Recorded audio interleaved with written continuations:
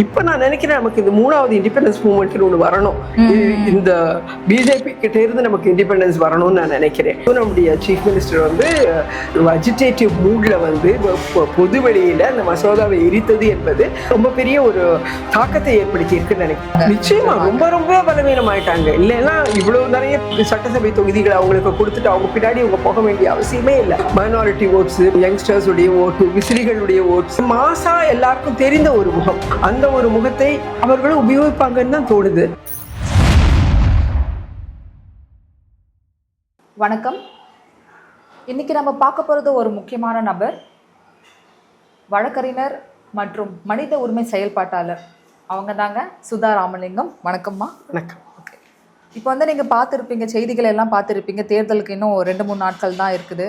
So இதை பற்றி தான் நம்ம பேச போகிறோம். நான் டைரெக்டாக கேள்விக்கே வந்துடுறேன். நம்ம ஏன் வந்து பிஜேபியை எதிர்க்கிறோம்? ஏன் வந்து தமிழ்நாட்டுக்கு பிஜேபி வரவே கூடாதுன்னு ஸ்ட்ராங்காக வந்து எல்லாரும் பேசுகிறாங்க? அதுவும் நம்மளோட ஒரு விருப்பமாகவே இருக்குது. பிரித்து ஆளுகின்ற நம்ம எந்த சூழ்நிலையிலும் அடக்குமுறைக்கு கொண்டு வரக்கூடிய நம்முடைய ஜனநாயக வேல்யூஸை மதிக்காத ஒரு பார்ட்டியை நம்ம எந்த சூழ்நிலையிலையும் ஆதரிக்க முடியாது, கூடாது. அதுவும் தமிழ்நாட்டை பொறுத்த வரைக்கும் நாம் வந்து பெரியார் வழியில் வந்தவர்கள். நாம் சமூக நீதியை வந்து அதிகமாக நம்முடைய அரசியலையும் சரி, நம்முடைய சாதாரண சராசரி வாழ்க்கையிலையும் ஏற்றுக்கொண்டவர்கள். இந்த ஒரு அமைதியான ஒரு நாட்டில் பிஜேபி வந்ததுன்னா நம்மளை பிரித்து கூரையாடி விட்டு போயிடுவாங்க. அதனால நிச்சயமாக அவங்க எந்த சூழ்நிலையிலையும் இங்கே வரக்கூடாது. அண்ட் தமிழ்நாடே அவங்கள தரத்தில் அப்படின்னு சொன்னால் எங்கேயுமே விடிவு காலமே இல்லாமல் போயிடும். இப்போ அங்கங்கே போராட்டங்கள் நடந்து கடைசியில் வந்து மசோதா வந்து நமக்கு வெற்றி பெற்றிருக்கு. இதை பற்றி நீங்கள் என்னமா நினைக்கிறீங்க? ரொம்ப பெரிய மேஜரான ஒரு வெற்றியாக நான் நினைக்கிறேன். அதுவும் பிஜேபி வந்து இன்வென்சிபிளாக அவங்கள எந்த வழியிலையும் அடக்க முடியாது. அவங்க செய்கிறதெல்லாம் பண்ணுறதெல்லாம் வந்து சட்டத்துக்கு வந்து உட்பட்டு வந்துருங்கிற மாதிரியான ஒரு மாயை அவங்க ஏற்படுத்திக்கிட்டு இருந்தாங்க. அதை வந்து உடைச்சிருந்தது ரொம்ப நல்லதாக இருக்குது. அதுவும் நம்முடைய சீஃப் மினிஸ்டர் வந்து ஓப்பனாக ஒரு அஜிடேட்டிவ் மூடில் வந்து பொது வெளியில் அந்த மசோதாவை எரித்தது என்பது ஒரு சிம்பாலிக்காக நம்ம பார்த்தாலும் கூட அது ரொம்ப பெரிய ஒரு தாக்கத்தை ஏற்படுத்தி இருக்குன்னு நினைக்கிறேன். மக்கள் மனசில் கூட ஒரு கான்ஃபிடன்ஸ் வந்திருக்கு. அதாவது இவங்க வந்து பிஜேபியுடைய தாளம் போட்டுக்கிட்டு இருப்பாங்கங்கிற மாதிரியான ஒரு பேச்சுக்குள்ள இருந்தது ஒரு நேரத்தில். அப்படி இல்லாமல் தைரியமாக நிற்கக்கூடிய ஒரு திராவிட பாரம்பரியத்தில் வந்தவங்க அதே மாதிரி இருப்பாங்கங்கிறத காமிச்சிருக்கு. அதனால இது நிச்சயமா பெரிய வெற்றியாகத்தான் நான் பார்க்குறேன். அதுவும் எப்படியெல்லாம் நம்மளை மூல செலவை செய்ய முடியுமோ அவ்வளோ செய்வாங்க. அதாவது இந்த பிரித்தாளுகின்ற ஒன்றை கொண்டு வருகின்ற அதே நேரத்தில் அதை வந்து விமன்ஸ் ரிசர்வேஷனோட டக் பண்ணி கொண்டு வராங்க. அப்போ பேசும்பொழுதே என்னமோ பெண்களுக்கு எதிராக நம்ம பேசின மாதிரியான ஒரு சூழலை கொண்டு வர்றாங்க. ஸோ ரொம்ப அழகாக பேசி நம்ம மூளை செலவு செய்வதில் ரொம்ப திறமைசாலிகளாக தான் இருக்காங்க ஆர்எஸ்எஸும் பிஜேபியும். அதையும் மீறி நம்ம வர வேண்டியதாக இருக்கு. இந்த பாஜக வந்து அதிமுகவோட கூட்டணி இருக்குல்ல, இதை பற்றி நீங்கள் என்ன நினைக்கிறீங்க? பாஜகவும் அதிமுகவும் கூட்டணியில் இருக்கிறதுங்கிறது நிச்சயமாக எல்லாருக்கும் தெரிஞ்சது தான். அது இடியை வச்சோம், சிபிஐயை வச்சோம், அதிமுகவுடைய கரப்ட் ப்ராக்டிசஸ் வெளியில் வராமல் நான் உன்னை காப்பாற்றுறேன், அதனால என் கூட இருங்கிற மாதிரி தான் அவங்களை கொண்டு வந்திருக்கிறதாகத்தான் தெளிவாக தெரியுது. அதனால நாம் பார்க்க வேண்டியது என்ன அப்படின்னு சொன்னால், ஏடிஎம்கே வரட்டுங்கிறதுக்காக வேண்டி பிஜேபி வந்து அவங்க கூட அலைன் பண்ணல. நாம் இன்னொரு பேக்டோர் மீன்ஸில் இந்த தமிழ்நாட்டுக்குள்ளார கால் எடுத்து வைப்போம். நம்ம தனியானா நிச்சயமாக ஒன்றுமே பண்ண முடியாது. அதனால ஏதாவது ஒரு திராவிட கட்சியோட தான் நம்ம சேரணும். டிஎம்கே சேர்த்துக்க போகிறது இல்லை. அதனால இப்போ ஏடிஎம்கே கூட சேர்ந்து வர்றாங்க. ஸோ இதை நம்ம நல்லா புரிஞ்சுக்கணும். எப்படியாவது ஒரு வகையில் பிஜேபி உள்ள வரணுங்கிறதுக்காக வர முயற்சி தானே இது ஒழிய இது ஏடிஎம்கேக்கான ஒரு முயற்சி இல்லை. அவங்க அதுல பலவீனமாக தான் ஆகுறாங்க. நிச்சயமா ரொம்ப ரொம்ப பலவீனம் ஆயிட்டாங்க. இல்லைன்னா இவ்வளவு நிறைய சட்டசபை தொகுதிகளை அவங்களுக்கு கொடுத்துட்டு அவங்க பின்னாடி அவங்க போக வேண்டிய அவசியமே இல்லை. நிச்சயமாக இடிக்கும் சிபிஐக்கும் பயந்து கொண்டுதான் இவங்க அவங்க கூட கூட்டணி வச்சிருக்காங்க. இப்ப விஜயும் தனியா ஒரு கட்சி வச்சிருக்காம, அவர் வந்து மறைமுகமா வச்சிருக்காருன்னு பேசப்படுது. அப்படிதான் தெரியுது. அதாவது மைனாரிட்டி ஓட்ஸ், இது யங்ஸ்டர்ஸ் உடைய ஓட்டு, அவருடைய பெரிய ஒரு விசிறிகளுடைய ஓட்ஸு அப்படின்னுட்டு மாசா எல்லாருக்கும் தெரிந்த ஒரு முகம். உடனடியாக அவருடைய குரலை கேட்க முடியும், பார்க்க முடியும். அந்த ஒரு முகத்தை அவர்களும் உபயோகிப்பாங்கன்னு தான் தோணுது. அப்படி இல்லை அப்படின்னு சொன்னால் இவ்வளோ சீக்கிரம் அவர் வந்து மேலே வந்திருக்கக்கூடிய பாசிபிலிட்டிஸ் என்னை பொறுத்த வரைக்கும் இல்லை. ஏன்னா அதிமுகவை இடியும் சிபிஐ வச்சு மிரட்டு போகுங்க அந்த பிஜேபி, ஏன் வந்து விஜய் அந்த அளவுக்கு மிரட்டல? கரெக்ட். ஸோ டெஃபினெட்லி எங்கேயோ பின்னாடி அவங்களையும் உந்திக்கிட்டு இருக்காங்கன்னு தான் தோணுது. இப்போ வந்து இந்த யூனியன் ஆஃப் இந்தியா வந்து பிஜேபி உடச்சிட்டு இருக்குன்னு தான் நம்ம சொல்ல முடியும். இதை பற்றி நீங்கள் என்ன நினைக்கிறீங்க? பிஜேபியை பொறுத்த வரைக்கும் அதுக்குரிய முக்கியமான அஜெண்டா ஹிந்துத்வா அஜெண்டான்னு நமக்கு தெளிவாக தெரியுது. ஏன்னா ஆர்எஸ்எஸ் பேக் பண்ணி தான் வர்றாங்க. அவங்க ஆர்எஸ்எஸ் பேக் பண்ணினால தான் அவங்க வர்றாங்க. ஸோ அவங்க பாபரி மசூதியை இடித்து விட்டுட்டு தான் இவங்க அதை தான் ஒரு பெரிய ஒரு சாதனையாக காமிச்சிட்டு வந்தவங்க.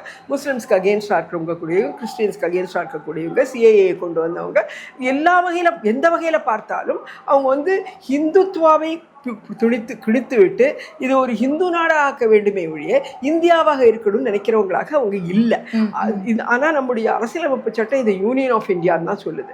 ஸோ நம்முடைய அரசியலமைப்பு சட்டமான ஃபண்டமெண்டலான நம்முடைய கான்ஸ்டிடியூஷனுக்கு எதிராக இருக்கக்கூடியவர்களாகத்தான் நான் பிஜேபியை பார்க்குறேன். ஸோ பிஜேபி வந்தது அப்படின்னு சொன்னால் டெஃபினட்டாக நம்ம கூறாடப்படுவோம்.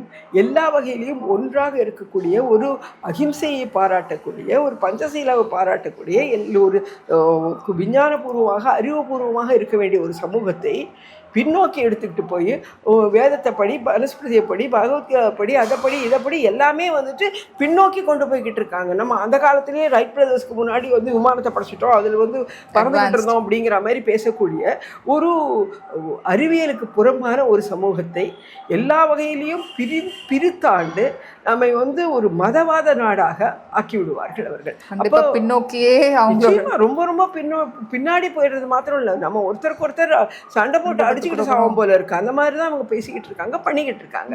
ஸோ அதை நம்ம ரொம்ப ரொம்ப வன்மையாக எதிர்க்கணும், ஜாக்கிரதையாக இருக்கணும்னு நான் நினைக்கிறேன். இந்த கொஞ்சம் நழுவிட்டோம்னா கூட உலகம் முழுக்க ஒரு வலதுசாரியான ஒரு எண்ணங்கள் பரவி கொண்டிருக்கின்ற இந்த காலகட்டத்தில் நம்ம ரொம்ப ஜாக்கிரதையாக இருக்கணும். அந்த மாதிரியான ஒன்றை இந்தியாவுக்குள்ளே கொண்டு வரக்கூடாது. இப்போ நமக்கு பக்கத்தில் இருக்கக்கூடிய அண்டை நாடுகளான பாகிஸ்தானும் பங்களாதேஷ்லேயும் என்ன நடந்துக்கிட்டு இருக்குன்னு நம்ம பார்க்குறோம். அந்த மாதிரியான ஒரு ஸ்டேட்டாக நம்ம ஆகிடக்கூடாது. நாம் இன்னும் கூட அதே ஜனநாயகத்துடன் இருக்கணும் அப்படின்னு சொன்னால், ஜனநாயகத்தை வலியுறுத்தணும் அப்படின்னு சொன்னோம்னா டெஃபினட்டாக பிஜேபியை உள்ளே வர விடக்கூடாது. இப்போ உங்கள் பார்வையில் பிஜேபிக்கு வந்து இப்போ ஸ்ட்ராங்காக வரக்கூடாதுன்னு சொல்கிறதுக்கு ஒரு 3 காரணங்கள் பர்டிகுலராக திஸ் அப்படின்னா நீங்கள் எதை சொல்வீங்க?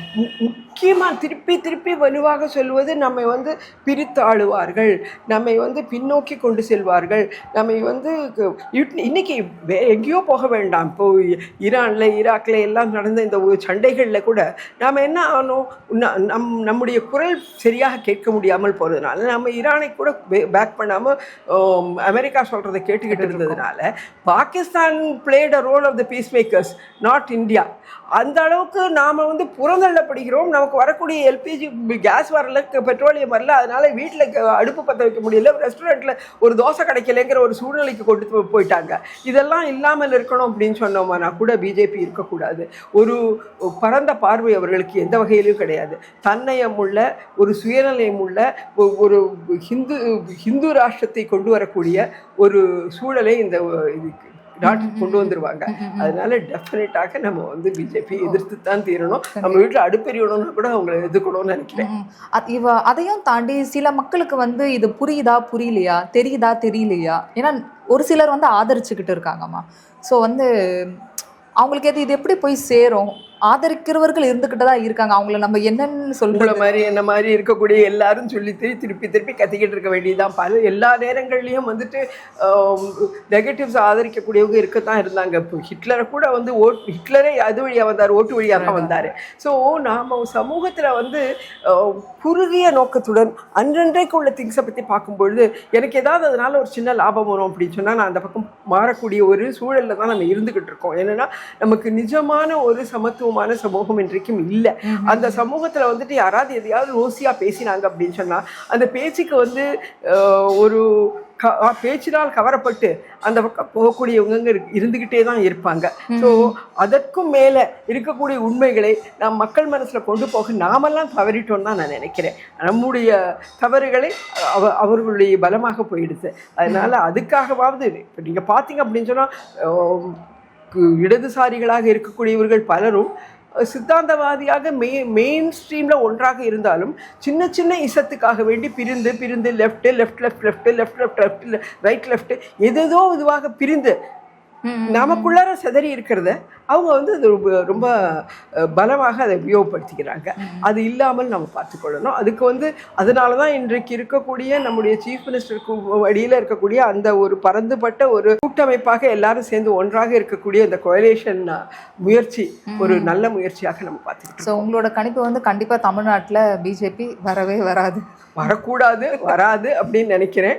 அதற்கும் மேலே நம்ம வந்து விஜய்க்கு தான் ஓட்டு போட போகிறேன் அல்லது பிஜேபிக்கோ அல்லது ஏடிஎம்கே மாற்று அரசாங்கம் வரணும் அப்படிங்கிறதுக்காக வேண்டி நான் ஏடிஎம்கேக்கு தான் போடுறேன், பிஜேபிக்கு இல்லைன்னு சொல்லிட்டு பேசுகிறவங்கெல்லாம் கூட இருக்காங்க. மாற்று அரசாங்கம் தேவைன்னு நம்ம சொல்லுகின்ற அதே நேரத்தில் அந்த மாற்று வந்து இருக்கிறத விட மோசமானதாக இருந்து விடக்கூடாது, இருக்கிறத விட நல்லதாக இருக்கணும். நிச்சயமாக இன்றைய சூழ்நிலையில் DMK led alliance will be better. BJP சேர்ந்தார்ந்திருக்கின்ற எதையுமே அதனுடைய நிழலை கூட நாம் வந்து நம்முடைய தமிழ்நாட்டில் அண்ட விடாமல் பார்த்துக்கொள்ள வேண்டும் நான் நினைக்கிறேன். அந்த நிழல் வந்தால் கூட போதும், அது நிஜமாகறதுக்கு ரொம்ப நேரம் ஆகாது. ஏன்னா அவங்களாலையும் எல்லாரையும் விலைக்கு வாங்கிவிட முடியும். சரி, இந்த ஆபத்துக்குலாம் நம்ம எப்படி எல்லாம் தவிர்க்கலாம்? முதல்ல செல்ஃப் அவேர்னஸ் வேணும் அண்ட் ஓரளவுக்கு தியாக மனப்பான்மை வேணும். இதை பற்றி பேசுவதற்கான தைரியம் இருக்கணும். ஊடகங்கள் இதை பற்றி எழுத வேண்டும். சோஷியல் மீடியா இதை பற்றி நிறைய பேசணும். அண்ட் டிவி மீடியாவும் சரி, விஷுவல் அண்ட் பிரிண்ட் மீடியா இதை பற்றி அதிகமாக எடுத்து சொல்ல வேண்டும். ஆனால் அன்ஃபார்ச்சுனேட்லி மெயின் ஸ்ட்ரீம் மீடியா எல்லாம் உள்ள முக்கால்வாசி மீடியா வந்துட்டு ரைட் விங் பீப்புளுடைய கையில் இருக்கிறதுங்கிறத நம்ம நல்லாவே பார்த்துட்ருக்கோம். ஒரு காலகட்டம் வரைக்கும் பிரணாய் ராய் என்டிடிவினா நம்ம உண்மைதான் வரும் அப்படின்னு நினச்சோம். இப்போ அது யார் கையில் வந்துருச்சு நம்ம பார்க்குறோம். அதனால் இந்த வயசில் முடியாத காலத்தில் அவர் தனிப்பட்ட முறையில் இது மொபைலையும் எடுத்துக்கிட்டு இது மைக்ரோஃபோனையும் வச்சுக்கிட்டு ஒவ்வொன்றா ஒவ்வொருத்தட்டியாக பேசிட்டு அவருடைய குரலையும் கொடுத்து சோஷியல் மீடியாவில் போடுகின்ற ஒரு அவல நிலைமை இன்னைக்கு வந்துகிட்டு இருக்கு. பிரணாய் ராயை கேட்பறதுக்கு கூட ஆள் இல்லைங்கிற அளவுக்கு, அதாவது மெயின் ஸ்ட்ரீமில் போக முடியாத அளவுக்கு ஒரு சூழலில் எல்லாமே தள்ளப்பட்டிருக்குங்கிறதுனால நாம் ரொம்ப ஜாக்கிரதையாக இருக்கணும்னு நினைக்கிறேன். அது இதை கையாளுவதற்கு உங்களை மாதிரி என்ன மாதிரி மற்றவர்களையும் கூட எல்லாரும் எப்படி கூட்டாக முயற்சியுடன் கொண்டு போக முடியுமோ கொண்டு போகணும். பிரியாமல் பார்த்துக்கொள்ளணும். அது ரொம்ப ரொம்ப முக்கியம்னு நினைக்கிறேன். சரி, இது மாணவர்கள் கண்ணோட்டத்திலேருந்து எப்படி பார்க்கலாம்? மாணவர்கள் வந்து எந்த மாதிரி ஆக்ஷன்ஸ்லாம் எடுக்கலாம்? நான் 9வது படிக்கும்போது தான் ஆன்டி ஹிந்தி எஜுகேஷன் வந்தது. அப்போ ஸ்டூடெண்ட்ஸ் எல்லாம் எந்த அளவுக்கு போனோம் அப்படிங்கிறது எங்களுக்குலாம் தெரியும். அதுக்கப்புறம் நான் லா படிக்கும்போது தான் எமர்ஜென்சி டேஸ், அதை எதிர்த்து போராடினோம். ஸோ ஸ்டூடெண்ட்ஸ் எல்லாம் வந்துட்டு உண்மை எது பொய் எதுங்கிறத புரிஞ்சுக்கிட்டு இந்த மெயின் ஸ்ட்ரீமில் வந்து அவங்களுடைய பங்களிப்பை கொடுத்தார்கள் என்றால் நிறைய மாற்றங்கள் கொண்டு வரலாம்னு நினைக்கிறான். எமர்ஜென்சியை போக்கினதோ அல்லது அண்ணாதுரை உடைய டிஎம்கே பவருக்கு வந்ததோ வந்து ஸ்டூடெண்ட் மூவ்மெண்டால தான். அந்த காலகட்டங்களில் நான் வாழ்ந்தேன். அதாவது மாணவர்கள் போராட்டம் அம்மா ஏதாவது ஆன்டி இந்திய எஜுகேஷன் அப்போ 9ஆவதுல இருந்தேன். எமர்ஜென்சி போராட்டங்களுக்கு அப்போ நான் வந்து பிஎல் படிச்சுட்டு இருந்தேன். ஸோ மக்கள் சேவை கழகத்துக்கு குரல் கொடுத்தது இப்போ ஜெயபிரகாஷ் நாராயண். அதை வந்து 2வது இண்டிபெண்டன்ஸ் மூமெண்ட்டுன்னு சொல்கிற அளவுக்கு இருந்தது. அது இப்போ நான் நினைக்கிறேன் நமக்கு இந்த 3வது இண்டிபெண்டன்ஸ் மூமெண்ட்டுன்னு ஒன்று வரணும். இந்த பிஜேபி கிட்ட இருந்து நமக்கு இண்டிபெண்டன்ஸ் வரணும்னு நான் நினைக்கிறேன். அதுக்கு யூத்தும் கூட சேர்ந்து வரணும். இல்லைன்னா வெறும் பெரியவர்களை வச்சுக்கிட்டு மாத்திரம் பேச முடியாது. டெஃபினட்டாக எங்களை மாதிரியானவங்க பேசினா அந்த கிழங்கட்டை எதையோ சொல்லிட்டு போகுது அப்படின்னு சொல்லுவாங்க. மாணவர்கள் பவர் இருக்கும். டெஃபினட்டாக எஸ்எஃப்ஐ எல்லாம் அதிகமாக போராடணும்னு நான் நினைக்கிறேன். ஸோ கண்டிப்பாக வந்து நம்ம சுதா மேம் பேசுனது எல்லாருக்கும் வந்து சென்றடையும் நம்புகிறேன். ஸோ அவங்களோட ஒரு வார்த்தைகளும் வந்து நம்மளுக்கு ரொம்ப முக்கியமானது. உங்கள் ஓட்டு உங்கள் உரிமை, நீங்கள் யாருக்கு போடணும்னு சொல்லிட்டு நீங்கள் முடிவெடுங்க. நன்றி, வணக்கம். வணக்கம். நம் மண்ணை நாமே காப்போம்.